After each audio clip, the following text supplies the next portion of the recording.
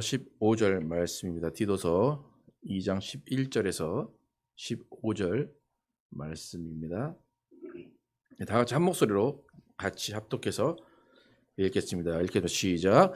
모든 사람에게 구원을 주시는 하나님의 은혜가 나타나 우리를 양육하시되 경건하지 않은 것과 이 세상 정욕을 다 버리고 신중함과 의로움과 경건함으로 이 세상에 살고 복스러운 소망과 우리의 크신 하나님 구주 예수 그리스도의 영광이 나타나심을 기다리게 하셨으니 그가 우리를 대신하여 자신을 주심은 모든 불법에서 우리를 속량하시고 우리를 깨끗하게 하사 선한 일을 열심히 하는 자기 백성이 되게 하려 하심이라. 너는 이것을 말하고 권면하며 모든 권위로 책망하여 누구에게든지 업신여김을 받지 말라. 아멘. 선한 일로 세상에 교훈을 주는 교회라는 제목으로 오늘 나누겠습니다. 우리가 지금 디도서 강해를 쭉 이어가고 있는데 디도서 2장 지난주에 앞부분을 했고 오늘은 마지막 부분입니다.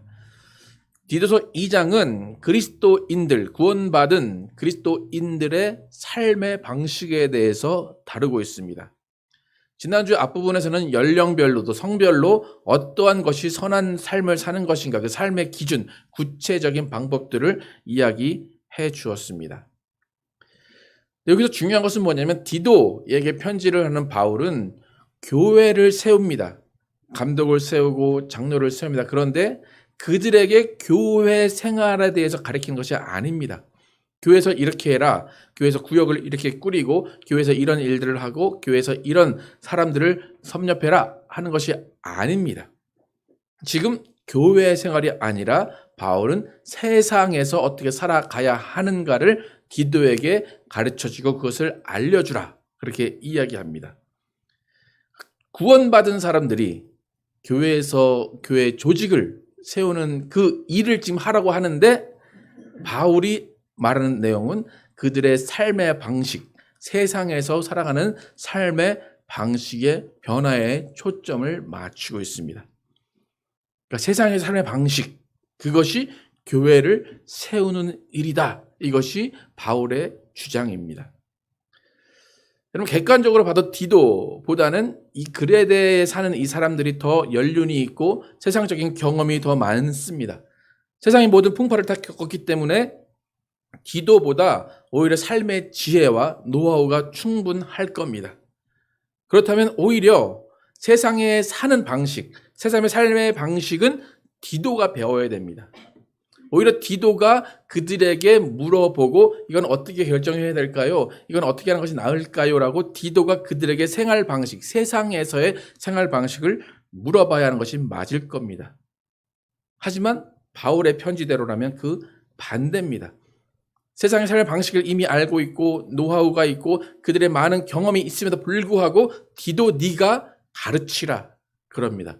또 꾸짖으라 그럽니다. 그리고 오늘 마지막 절에 보면 업신여김을 받지 말라 그렇게 이야기합니다.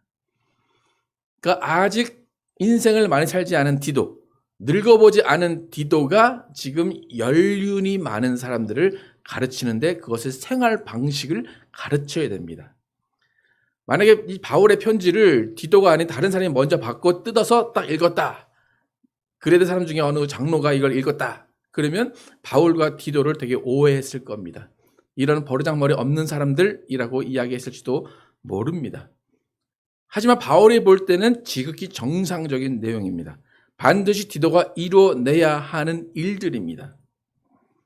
왜냐하면 지금 바울은 그냥 일반적인 그레데 사람들에 대한 이야기가 아니라 세상에서 하나님의 구원의 은혜를 받은 그레데 사람들에게 편지를 쓰라고, 편지를 받고 그들에게 그것을 행하라고 하기 때문입니다.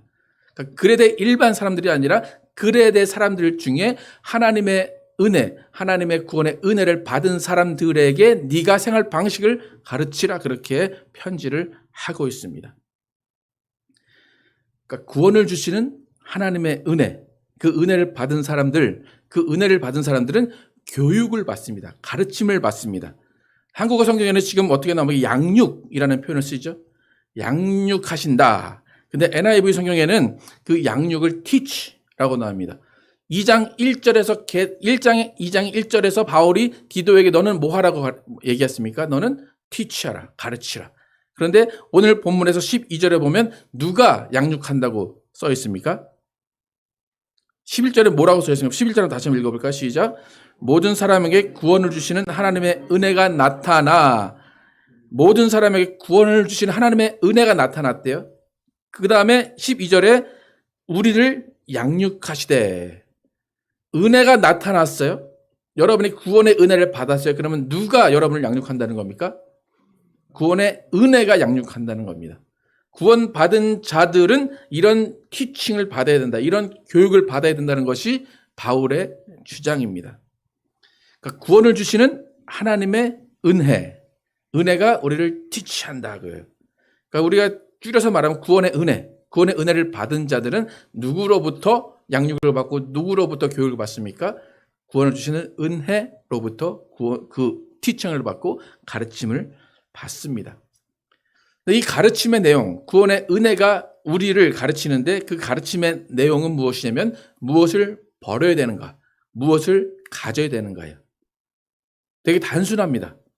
무엇을 버리라고 나옵니까? 경건하지 않은 것, 세상 정욕을 버려야 됩니다. 그러니까 여러분이 구원을 받았습니다. 구원의 은혜를 받았습니다. 그러면 여러분은 당장 뭘 버려야 됩니까? 경건하지 않은 것과 세상 정욕을 버려야 된다는 겁니다. 그러니까 교회에서 구원의 은혜를 받은 사람이 교육받았다. 그럼 교육받은 증거는 두 가지로 나타납니다. 경건하지 않은 것을 버리고 세상 정욕을 버린 것으로 나타납니다. 그걸 한국어 성경에서는 버리라 라고 나옵니다. 근데 영어 성경에서는 더 간단하게 초등학생에게 가르치듯이 더 간단하고 명료하게 가르칩니다. 12절 보시면 It teaches us to say 뭐라고 나와요? No.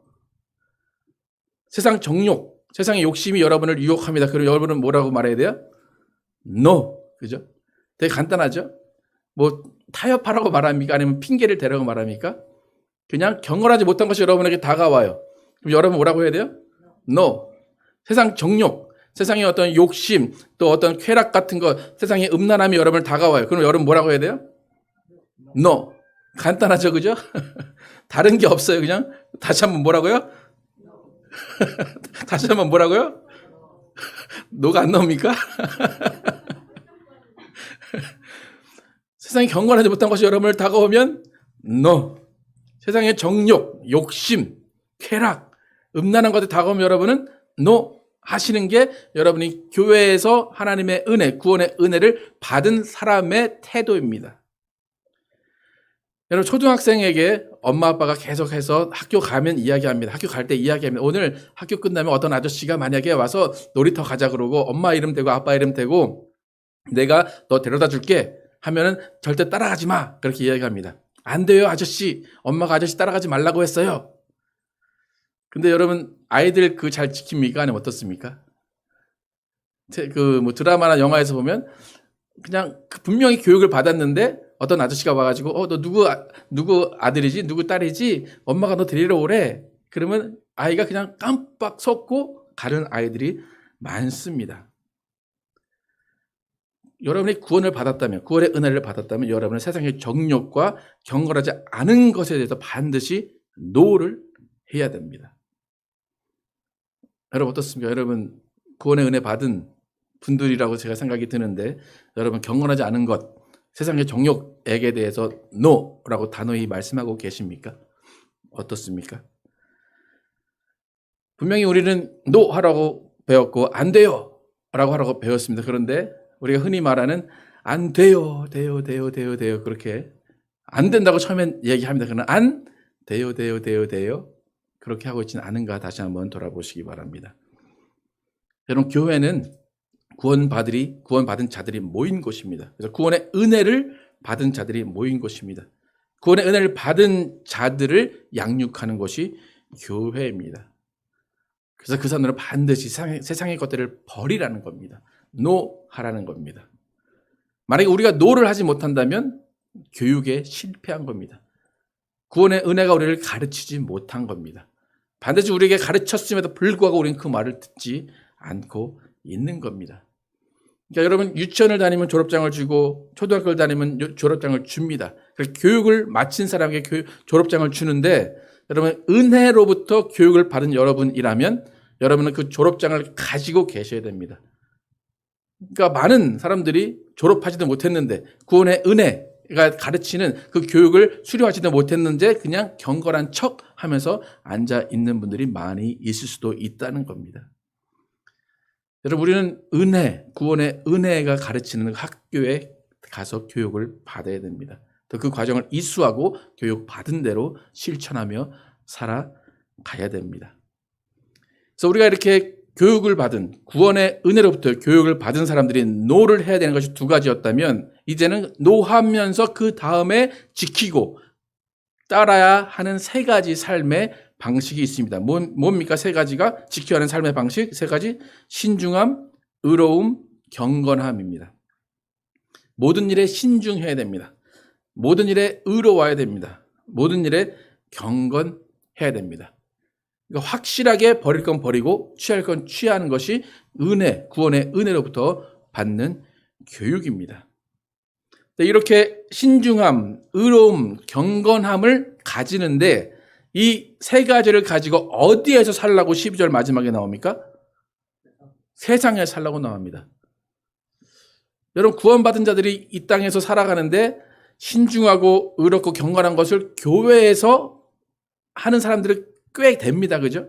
교회에서는 의로운 척하고 신중한 척하고 경건한 척하는 사람 많습니다. 그런데 바울은 교회에서 이렇게 하지 말라, 교회에서 이렇게 하라, 그것이 아니라 어디서 하라고 합니까? 이 세상에서.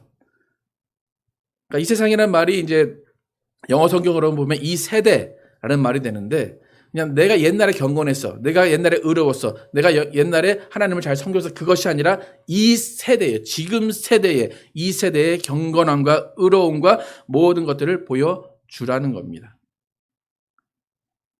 그러니까 버릴 것은 버리고 취할 것은 취하는데 이 세상에서 살아야 됩니다. 그러니까 우리가 지난주에 읽은 2장의 중초반에 보면 교회에서 가르침을 이렇게 가르칩니다. 그런데 그 가르침들이 왜 교회에서 가르쳐지고 이 가르침을 왜 지켜야 하는가를 세 가지로 또 바울이 이야기합니다. 세 가지 혹시 앞에 나옵니까? 함께 읽어보겠습니다. 시작. 하나님이 말씀이 비방을 받지 않게 하려 함이라. 5절 그리고 시작. 대적하는 자로 하여금 부끄러워 우리를 악하다 할 것이 없게 하려 함이라. 그 다음에 10절 우리 구주 하나님의 교훈을 빛나게 하려 함이라. 그러니까 교회가 교육기관이 되어야 되는 이유, 교회가 선한 일을 가르쳐야 되는 이유는 이 세 가지 때문입니다. 우리가 선한 일을 해서 아까 신중함과 의로움과 그런 것들을 해서 하나님의 말씀이 비방받지 않게 하기 위해서, 또 대적하는 자로 하여금 우리를 부끄러워서 우리를 악하다라고 하지 않게 하기 위해서, 또 우리 구주 하나님의 교훈이 빛나게 하기 위해서 우리는 교육을 받고 선한 일을 행해야 됩니다. 그러니까 이렇게 세 가지 우리가 지켜야 되는 이유, 이 이유를 보면 다 세상 밖의 사람들에 대한 신경입니다. 밖의 사람들이 어떻게 우리를 평가할까에 대한 그것들을 우리가 마음에 새기라는 겁니다. 그러니까 우리 생각에는 구원받았으니까 너는 이제 교회에서 이렇게 살아, 구역을 이렇게 조직하고 이런 일들을 하고 이런 이벤트를 하면 교회가 성장할 거야, 그렇게 교회를 성장시킬 것을 바울이 말해야 되는데 바울은 그런 얘기는 하나도 안 합니다. 오히려 세상에서 너희를 어떻게 볼까 눈치 보면 신앙생활해라, 그렇게 이야기합니다. 여러분 어떻습니까? 여러분 신앙생활을 하시는데 세상의 눈치를 보면서 신앙생활을 하십니까? 어떻습니까? 우리가 구원받았다면 그 다음에 세상의 눈치를 봐야 됩니까? 안 봐야 됩니까?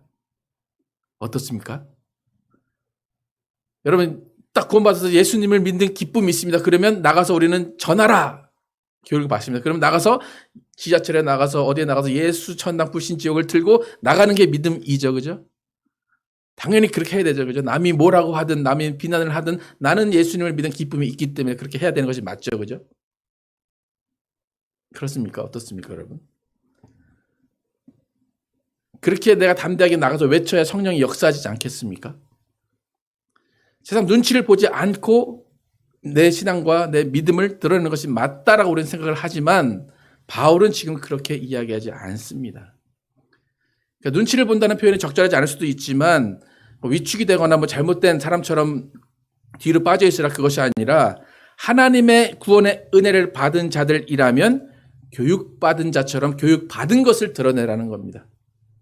그들이 선하게 볼 만한 것들을 드러내라는 겁니다. 하나님의 말씀이 비방을 받지 않게 하기 위해서, 너희가 악하다는 말을 듣지 않기 위해서, 하나님이 우리에게 주신 교훈, 그 가르침이 잘 되었다라는 칭찬을 받기 위해서 우리는 나가서 선을 행하라는 겁니다. 그럼 사랑하는 사람, 연인의 사이에 사랑을 더 많이 하는 사람이 약자가 된다고 이야기합니다. 크리스찬은 어떤 명령을 받았다고 아까 이병호 목사님 말씀하셨습니까? 기도에 서로 사랑하라. 그러면 크리스찬이 더 사랑합니까? 세상이 더 사랑합니까? 그러면 어떤 세상이 약자입니까? 크리스찬이 약자입니까? 여러분 크리스찬이 약자라고 생각하십니까? 정말로? 세상을 뭐 하라고 합니까? 세상을 이기라. 세상을 이기기 위해서 우리는 싸워야 되니까 옛날 목사님들 말씀 중에 많이 하시는 말씀이 싸움 땅이 되라 그렇게 말씀을 많이 하셨어요. 가서 다 전도해야 되니까 다 쓸어와라.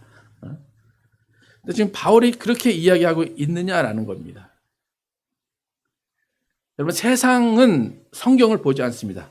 세상은 하나님을 만나지 않습니다. 세상은 예수를 볼 수 없습니다.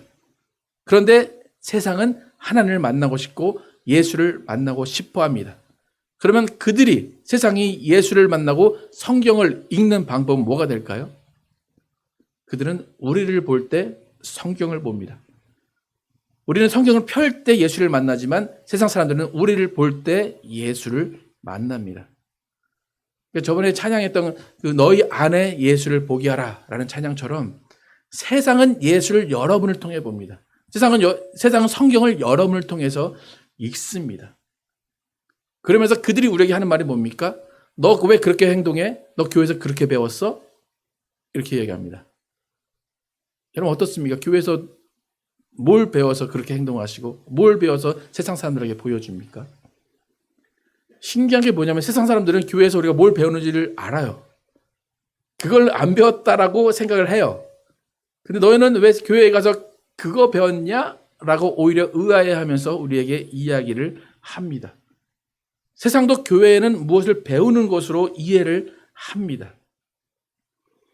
그러니까 우리가 교회가 무엇을 가르쳐주고 선을 행하는 것을 가르쳐줘야 된다는 것을 주장하면서 우리가 세상에 나가서는 아무것도 못 보여준다면 우리는 아무것도 안 배운 사람입니다.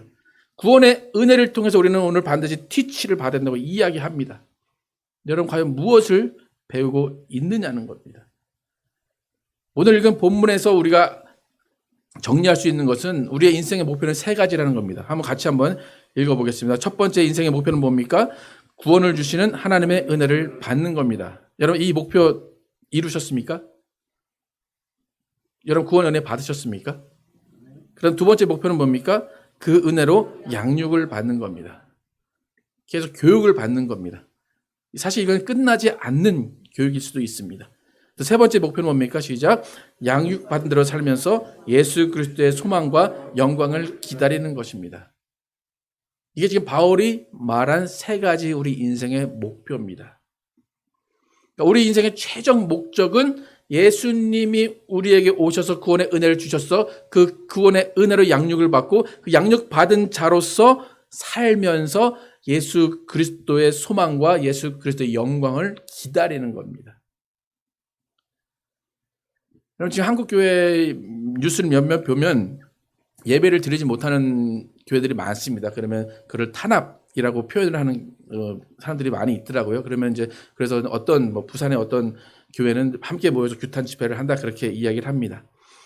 당연히 우리는 예배를 드리는 자의 입장에서 당연히 이해가 갑니다. 버스나 마을 버스나 지하철을 타면 다 붙어서 타잖아요. 근데 그건 아무렇지도 않은데 교회에서 붙어 있는 거는 왜 그렇게 탄압을 하는지 모르겠습니다.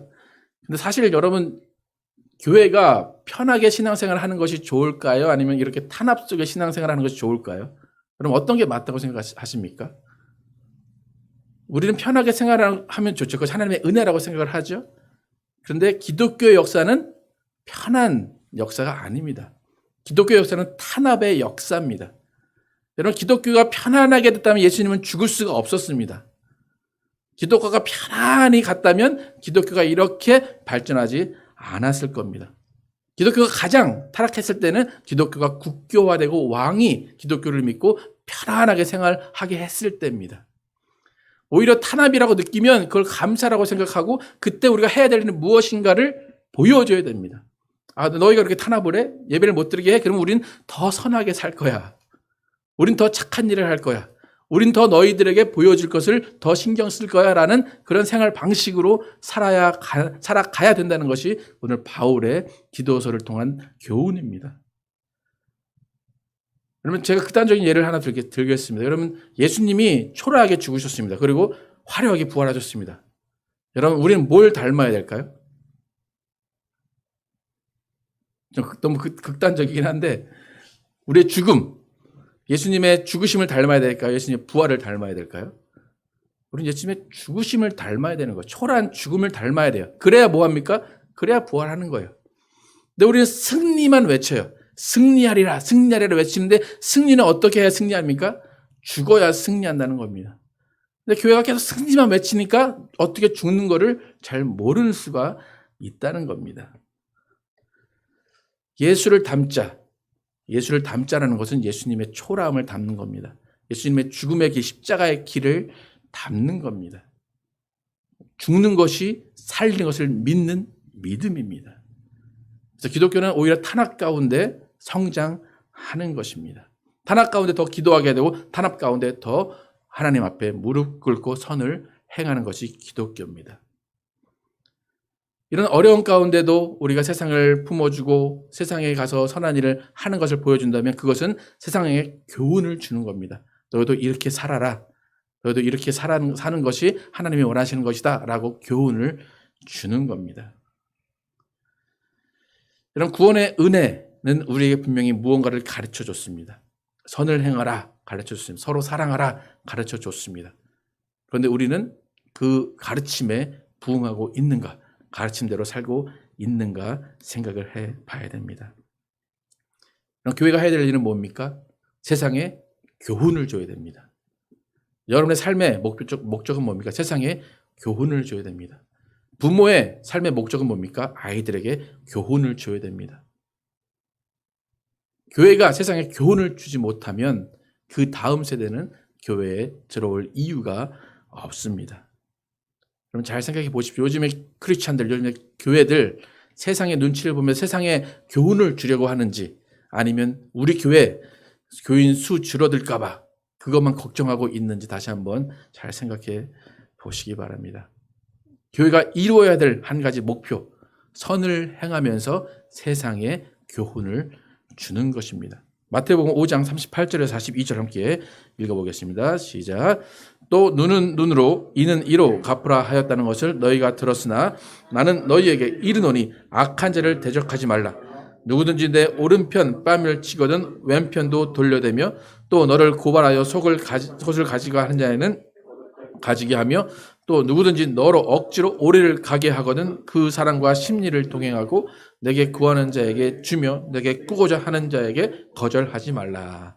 우리가 너무나 잘 아는 예수님의 말씀입니다. 그런데 이 말씀은 되게 고전처럼 여겨집니다. 어떻게 요즘 세상에 이렇게 살아? 우리가 잊고 있는 은혜가 바로 이 은혜입니다. 여러분, 이 말씀이 은혜로 여겨지십니까? 이 말씀이 은혜가 나에게 가르쳐주는 말씀이다라고 여겨지십니까? 은혜가 여러분에게 가르치는 그 가르침 화려하지 않습니다.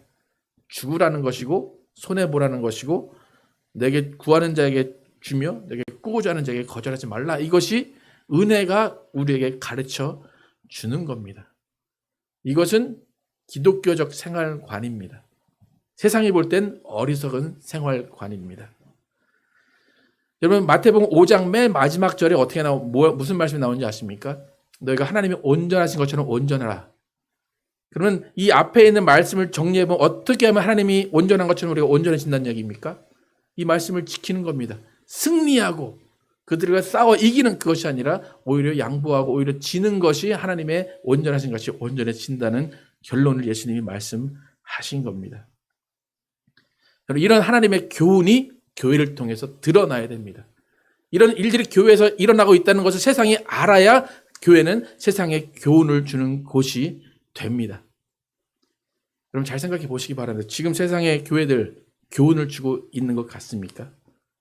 어떤 교훈을 주고 있습니까? 세상에 나는 쟤네처럼 살면 안 되겠다. 나는 저 사람들처럼 무리하지 말아야 되겠다. 저 사람들 생각 없이 하지 말아야 돼. 그런 교훈을 주고 있지 않습니까? 나는 저들처럼 살아야 되겠다. 이렇게 힘든 가운데도 교회가 문을 닫는 가운데도 저도 저렇게 선을 행하는구나 라는 교훈을 줬으면 이 상황이 끝나고 나면 교회는 부흥할 겁니다. 근데 지금 상황을 돌아가는 걸 보면 이 상황이 끝나면 교회는 더 무너질 겁니다. 왜냐하면 교훈을 주지 못했기 때문에. 지금은 교훈을 줄 수 있는 기회로 우리는 여겨야 됨에도 불구하고 교회는 그렇지 못하고 있는 모습을 보게 됩니다. 그래서 우리는 오직 복스러운 소망과 예수 그리스도의 영광이 나타나기를 기다리는 사람입니다. 그 은혜로 교육받은 사람이 소망을 가지고 예수 그리스도의 영광을 기다리는 겁니다. 여러분이 바울이 말한 세 가지 신중함, 의로움, 경건함 이것을 가지고 세상을 살아가시기 바랍니다. 그래서 정말 선한 일을 열심히 하는 백성으로 여러분을 하나님이 만들고 싶어 하시니까 여러분 선한 일을 하는 열심히 하는 백성이 되시기를 예수의 이름으로 축복합니다. 함께 찬양하시겠습니다.